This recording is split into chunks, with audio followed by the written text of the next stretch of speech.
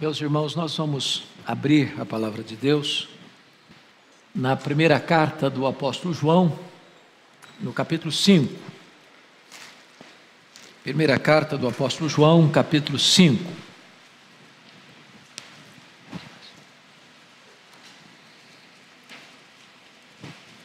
Vamos ler todo este capítulo.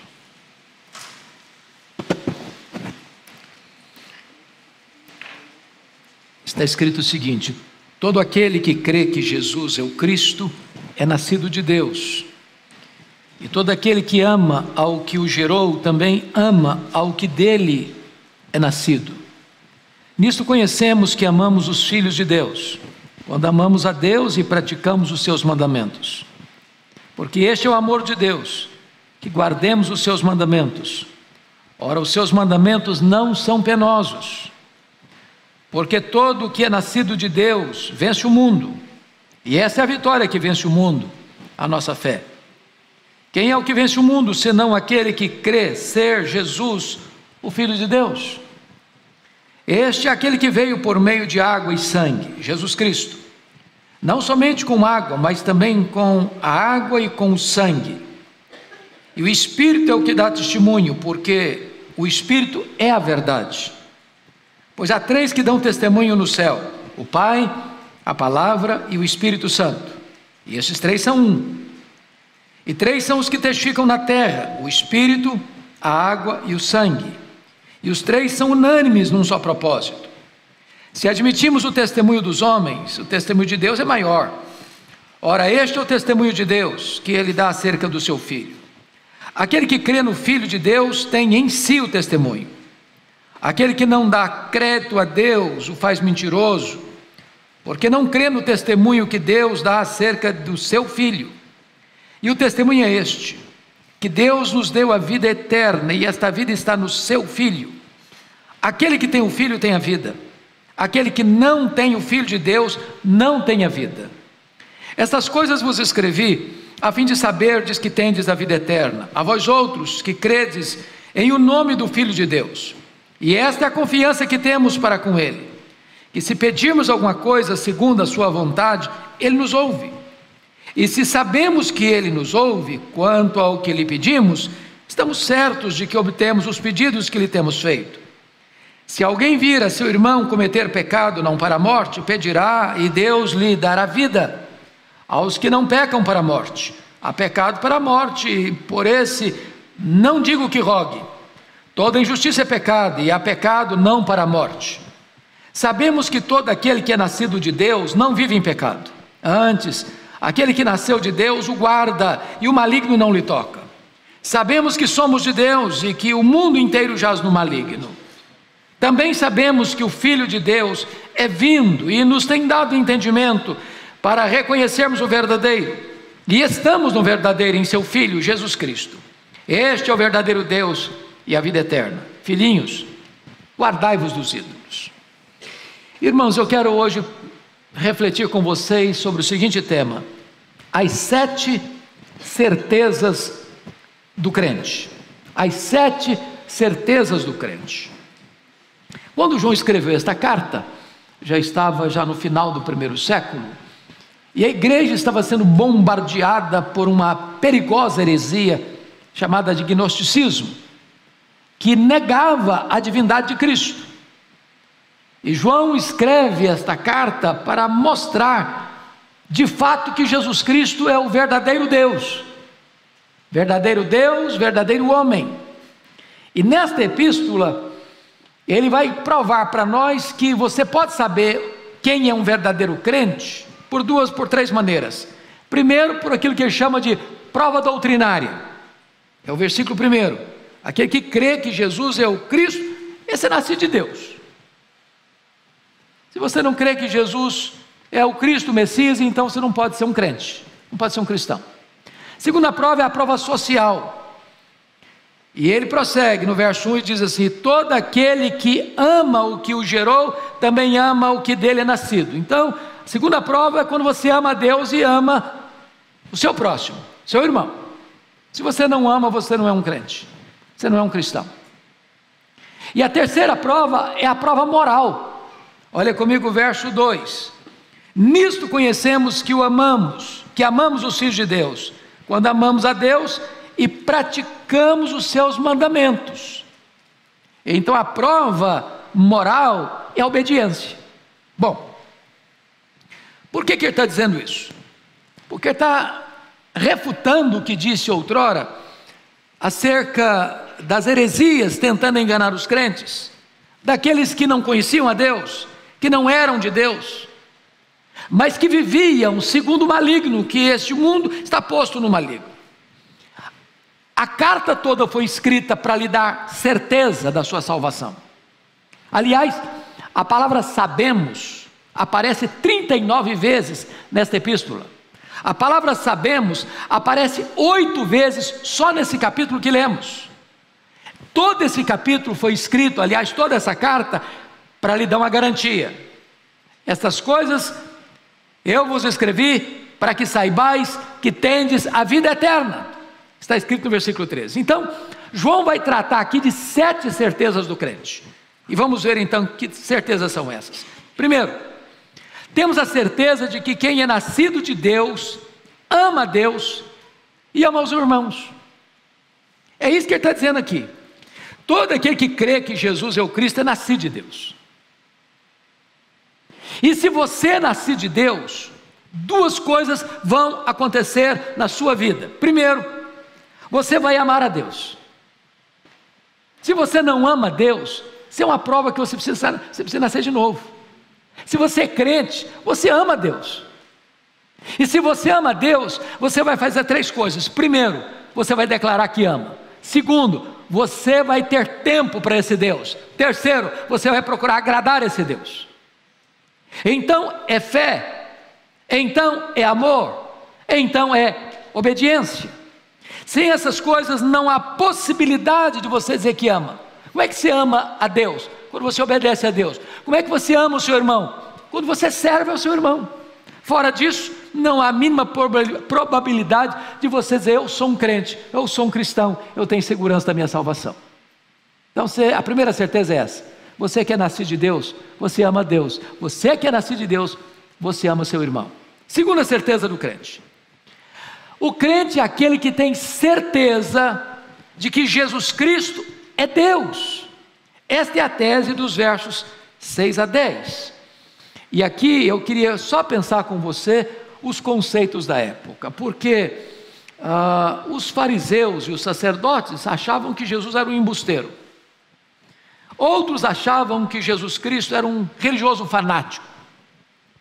Os gnósticos diziam que Jesus era apenas um homem sobre o qual Cristo veio no batismo e foi embora dele na cruz.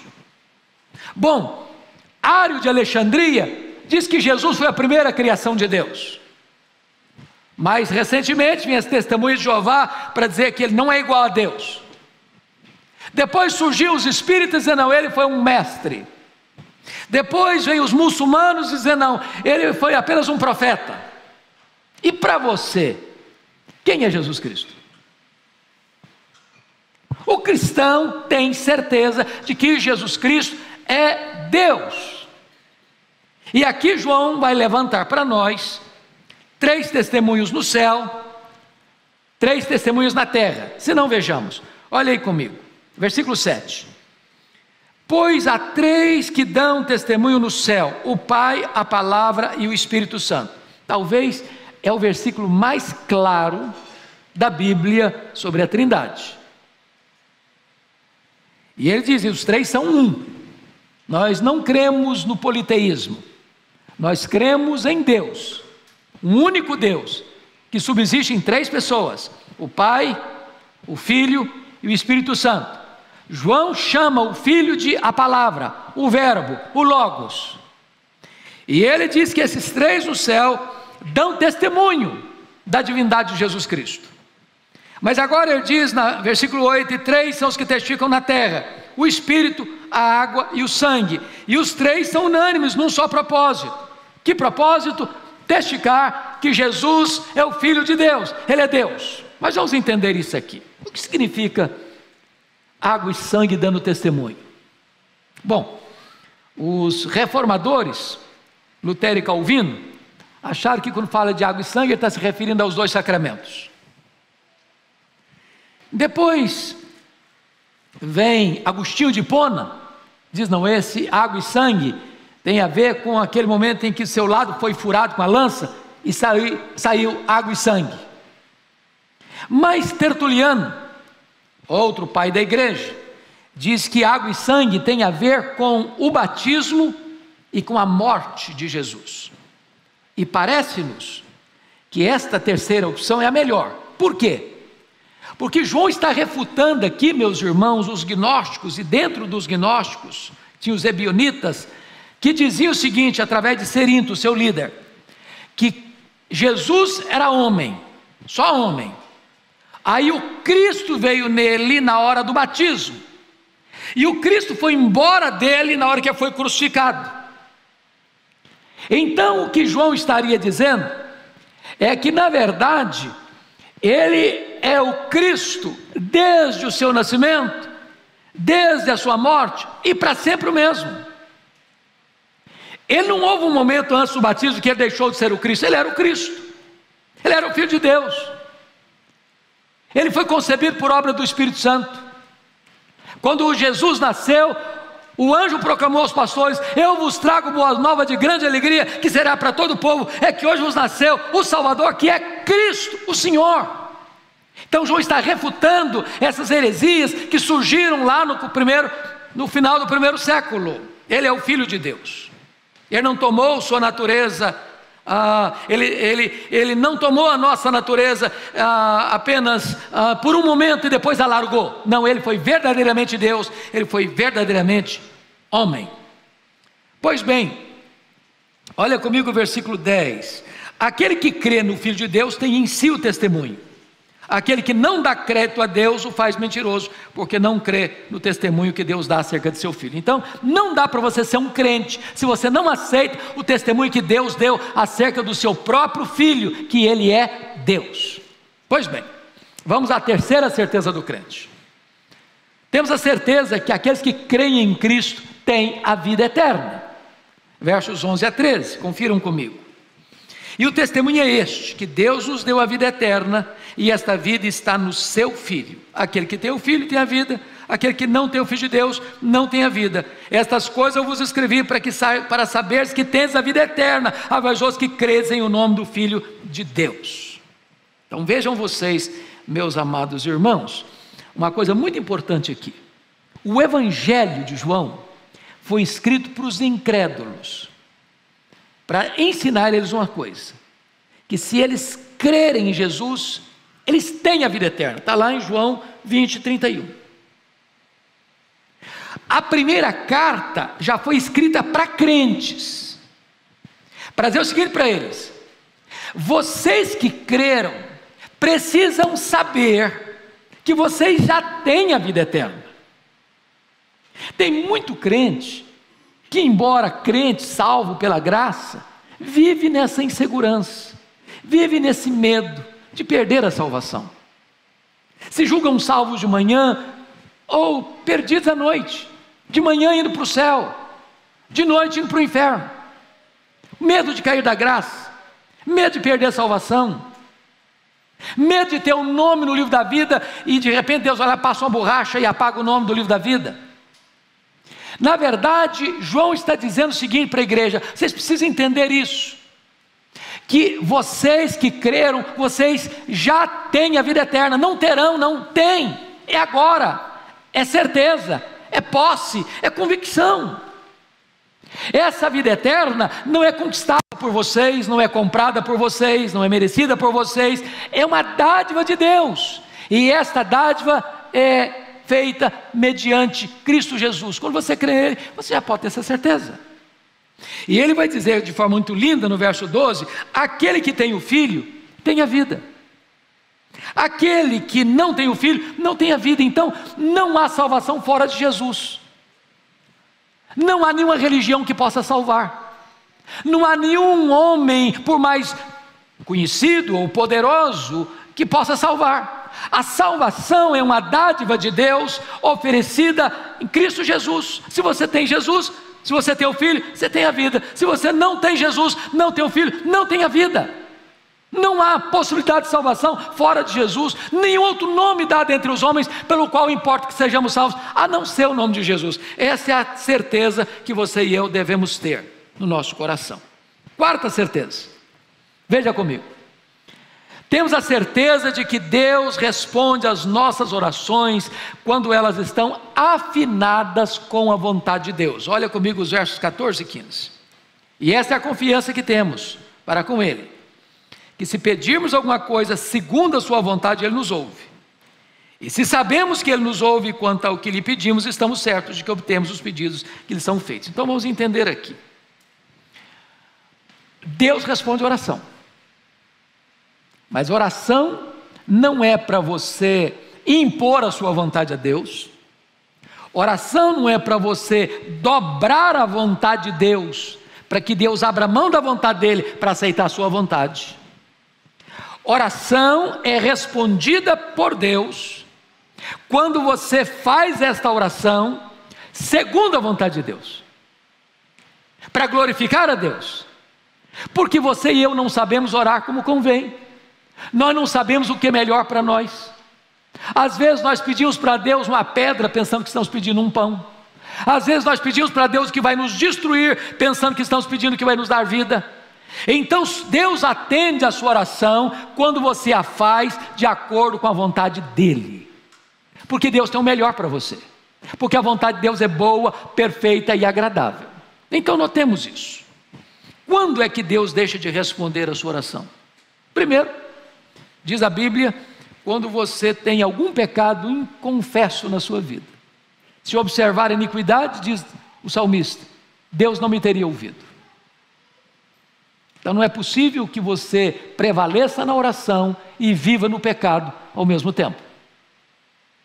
Segundo, Deus não vai atender a sua oração quando a sua oração não é uma oração com a intenção correta. Pedis e não recebeis. Nada tendes porque nada pedis. Pedis e não recebeis porque pedis mal, para esbanjar os vossos próprios deleites.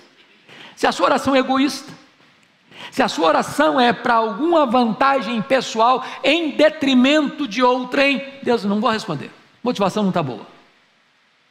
Mas o texto está dizendo que se você orar segundo a vontade de Deus, é uma confiança que nós temos, Ele vai nos ouvir, Ele vai nos atender. Essa é uma confiança que todos nós precisamos ter, meus irmãos, porque orar é algo sublime. Deus está dizendo para você, eu tenho bênçãos para lhe dar. Se você não pedir, você não as recebe. A forma de receber é pedir. Nada tendes, porque nada pedis. Mas você vai receber quando você estiver com seu coração afinado com o coração de Deus, quando a sua vontade estiver submissa à soberana, boa, agradável e perfeita vontade de Deus, quando você estiver orando para que a vontade de Deus prevaleça na sua vida, aí Deus escuta a sua oração, você pode ter certeza disso. Vamos agora à quinta certeza. Temos a certeza de que Deus pode salvar pessoas da morte pela instrumentalidade das suas orações, das nossas orações. Olha comigo os versículos 16 e 17. Se alguém vir a seu irmão cometer pecado não para a morte, pedirá e Deus lhe dará vida. Aos que não pecarem para a morte, há pecado para a morte, por esse não digo que rogue. Toda injustiça é pecado, e há pecado não para a morte. Então preste atenção no que João está dizendo, isso é uma certeza nossa. Quando alguém pecar, seu irmão, membro da sua igreja, ou de outra igreja, ou da sua família, ou do seu relacionamento, não jogue pedra, não jogue pedra, não esmague a cana quebrada, isso não é o seu papel, você não é acusador. Você não se alegra com a queda do seu irmão. Você não aproveita o momento que seu irmão caiu para você se projetar. Está vendo aí? Ele caiu, eu não, eu sou um crente matuta. Não. O que o texto está dizendo é que se alguém pecar, Deus pode salvar essa pessoa, recuperar essa pessoa, restaurar essa pessoa, levantar essa pessoa, trazer de volta essa pessoa que caiu, mediante as suas orações. Ore por ela, interceda por ela, coloque-se na brecha por ela, rogue a Deus para restaurar essa pessoa, para levantar essa pessoa, para perdoar essa pessoa, para trazer de volta essa pessoa, segura e salva para o aprisco. Porque ele diz, há pecados que não são para a morte. É claro, irmãos, que precisa explicar aqui uma coisa. É baseado nesse versículo que o romanismo criou a ideia de pecado venial e pecado mortal. É preciso saber que todo pecado é mortal. O salário do pecado é a morte. Não tem esse negócio de pecadinho, pecadão, né? Pecado leve, pecado médio, pecado pesado. Todo pecado é maligníssimo. Mas João introduz um fato aqui, que é o chamado pecado para a morte. Ele diz, para isso não recomendo que ore não. E o que é o pecado para a morte? Poderia ele estar se referindo, porventura, no mesmo contexto de Hebreus, daqueles que estavam retrocedendo, por causa das perseguições, voltando atrás, desculpa do pleonasmo? Ou esse pecado aqui, e a maioria dos estudiosos entende isso, que é uma referência ao que Jesus tratou da blasfêmia contra o Espírito Santo. O pecado que não tem perdão nem nesta vida, nem no porvir.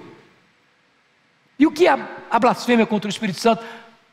Para o qual João está dizendo, não rogue. Esse não tem recuperação. Esse não tem perdão. A blasfêmia contra o Espírito Santo é aquele pecado consciente, deliberado, por alguém que, conhecendo a verdade, rejeita a verdade e atribui a obra de Deus, realizada por Cristo, no poder do Espírito Santo, a Satanás. O contexto em que Jesus fala desse pecado é o contexto onde Jesus tinha curado um demoniado, surdo, mudo, e os fariseus e os escribas, por inveja de Jesus, conscientemente disseram que Jesus expulsou aquele demônio pelo poder de Beelzebu, que Jesus era um parceiro do demônio, que o Espírito Santo estava em associação com o demônio, e que a obra de Deus, feita no poder do Espírito Santo de Deus, nada mais era do que uma obra do demônio. Jesus está dizendo o seguinte, para esse pecado não tem perdão. É a recusa consciente, deliberada, de alguém que peca contra Deus, conscientemente, deliberadamente, atribuindo uma obra de Deus ao próprio Satanás. Para esse não adianta rogar. Mas há outros que, embora pecando, porque há pecado não para a morte, você deve interceder. E por meio das suas orações, Deus vai restaurar essa pessoa. Vamos agora, por gentileza, a sexta certeza do crente. Temos a certeza de que aqueles que são nascidos de Deus não vivem na prática do pecado. Olha comigo, versos 18 e 19, por gentileza. Sabemos que todo aquele que é nascido de Deus não vive em pecado. Antes, aquele que nasceu de Deus o guarda, e o maligno não lhe toca. Sabemos que somos de Deus e que o mundo inteiro jaz no maligno. Vamos entender isso aqui. Vamos entender isso aqui. Notem comigo a palavra sabemos. Essa palavra sabemos é a mesma que Paulo usa em Romanos 8, 28. Sabemos que todas as coisas cooperam para o bem daqueles que amam a Deus. É um termo que vem da matemática. É um termo exato. Não é a linguagem da conjectura hipotética, mas da certeza experimental. E o que ele diz que sabemos? Que todo aquele, não alguns, não a maioria, mas todo aquele que é nascido de Deus, não vive em pecado. Preste atenção. Ele não está dizendo que todo aquele que é nascido de Deus não peca. Não vive em pecado. Qual a diferença entre pecar e viver em pecado? Se você e eu falarmos agora, hoje aqui, eu não peco, nós estamos o quê? Mentindo. Estamos falando que Deus é mentiroso, porque Deus diz que nós somos pecadores. Então qual a diferença entre pecar e viver na prática do pecado? é que pecar é resultado da nossa natureza, que ainda existe em nós. Nós não fomos glorificados ainda. Mas o pecado da nossa vida não é um hábito, não é um costume, não é uma agenda. O que é prática? Por exemplo, você levanta todo dia, toma o seu banho, toma o seu café, depois vai dar meio-dia e pouco, você almoça, depois no finalzinho da tarde você faz um lanche. Isso é rotina, todo dia, toda semana, todo mês. Então isso é hábito. Pecar não é assim para o crente. Você não faz provisão para o pecado, você não planeja pecar, você não faz preparativos para pecar. É acidente, não é hábito. Então preste atenção, porque você tem que olhar e fazer uma radiografia do seu coração. Se você está vivendo deliberadamente no pecado, como hábito, como costume, como prática, o texto está dizendo, não é nascido de Deus ainda. Todo aquele que é nascido de Deus não viu na prática do pecado. Antes, agora preste atenção, aquele que nasceu de Deus o guarda. Você percebeu que aquele aqui está com a letrinha maiúscula? Antes aquele que nasceu de Deus o guarda. Como assim? Quem se guarda aqui? É você que guarda você mesmo? Não. Aquele que nasceu de Deus aqui, com letrinha maiúscula aí, é Jesus. Quem guarda você é Jesus. Agora preste atenção, Jesus não tem nenhum compromisso com as nossas loucuras. Ele não tem compromisso de guardar-nos quando deliberadamente nós planejamos pecar.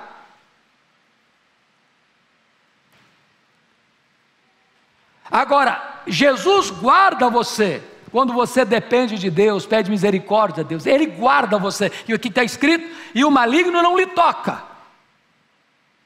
Crente não tem que ter medo do diabo. Crente tem que temer a Deus e resistir o diabo, e ele fugirá de vós. Quem guarda você é Jesus. Se eu fosse me guardar, eu sou muito fraco, você é fraco demais também. Nós não guardaríamos a nós mesmos. Isso é certeza sua. O crente não vive na prática do pecado. Não significa que ele está imune à tentação, não. Não significa que o diabo não possa produzir, por exemplo, sofrimento no crente, como produziu com a permissão de Deus em Jó, como barrou o caminho de Paulo para a obra missionária.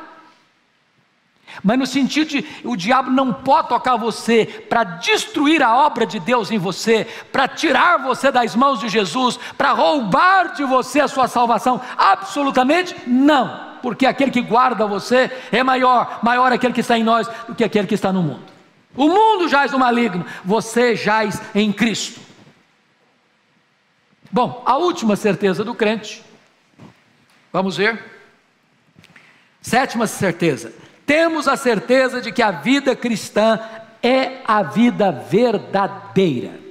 Olha comigo os versos 20 e 21.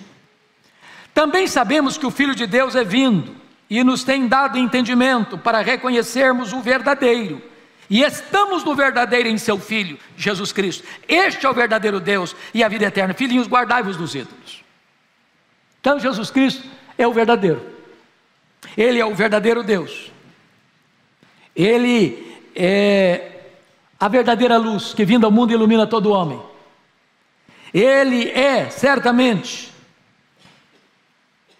a verdadeira vida. Então, preste atenção no que João está dizendo. Porque tem muita gente dizendo que ser crente é careta, que ser crente é ser quadrado, que ser crente é porque você ainda não atingiu maturidade emocional, você precisa de uma muleta existencial, que quando você tiver massa cinzenta mesmo na sua cabeça, você não precisa de Deus, você não depende de Deus, você nega a existência de Deus. E João está dizendo, não, Num contexto de florescimento das heresias do gnosticismo, o Senhor está dizendo: não, você tem a vida verdadeira, você está no verdadeiro. Ser crente é ser esperto. Em outras palavras, ser crente é ser inteligente, ser crente é ser sábio, ser crente é estar do lado da verdade, ser crente é estar naquele que é o verdadeiro. Você tem a verdadeira vida. Então o crente nunca deveria ter qualquer sentimento de inferioridade, se sentir miúdo, se sentir pequeno, se sentir um zero à esquerda, se sentir alguém que ainda não alcançou os patamares mais elevados da escalada da vida. Não, você está no verdadeiro, você tem a verdadeira vida, você tem o verdadeiro Deus. Quando ele diz: filhinhos, guardai-vos dos ídolos, está dizendo o seguinte: olha, o mundo aí que jaz no maligno tem muitos deuses, tem muitos ídolos, estão seguindo ídolos mortos, que não têm vida, que não têm poder para salvar, que não têm poder para libertar, que não têm poder para proteger. Você já viu uma procissão na rua? Carregando os seus deuses, carros alegóricos, protegendo para ele não cair, porque se cair quebra. Essa é a linguagem de Isaías 46.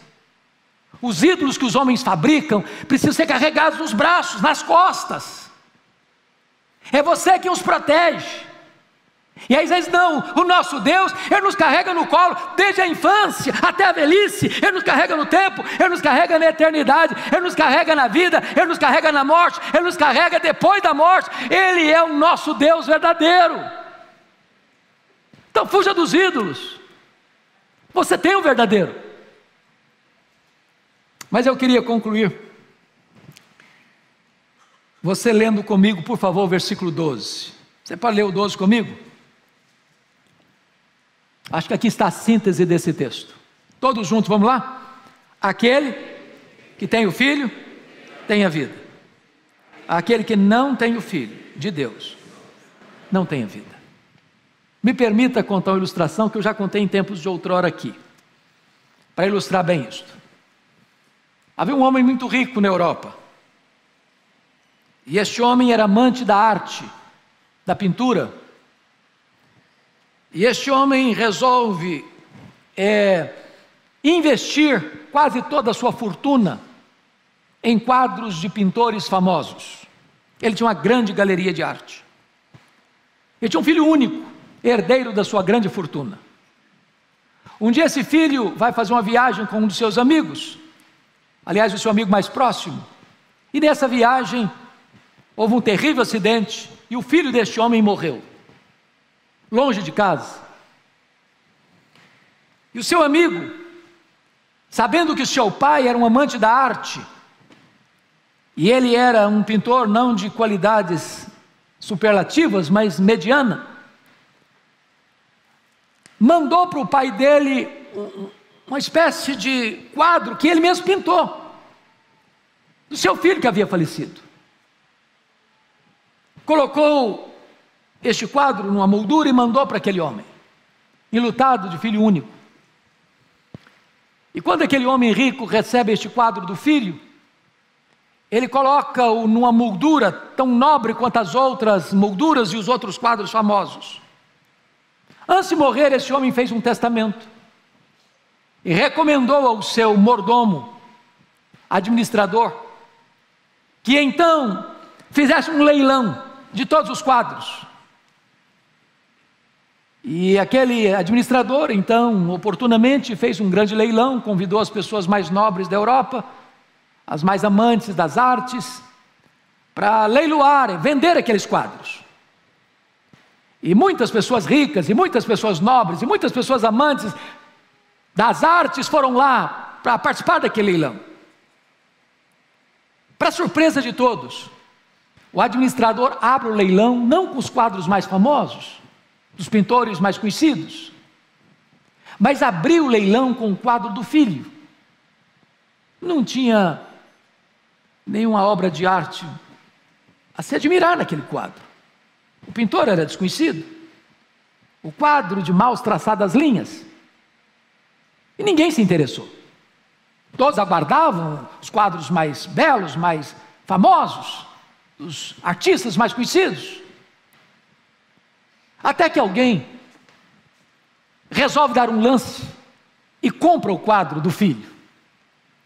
E quando aquele homem comprou o quadro do filho, o administrador disse: nós vamos encerrar aqui o leilão. Todos protestaram: não, nós fomos convidados para comprar os quadros, estamos aqui para isso. E o administrador disse: não, está encerrado o leilão. E pegou o testamento daquele homem rico que havia falecido, e no testamento estava escrito assim: quem comprar o quadro do meu filho é o dono de todos os outros quadros, porque quem tem o filho tem tudo.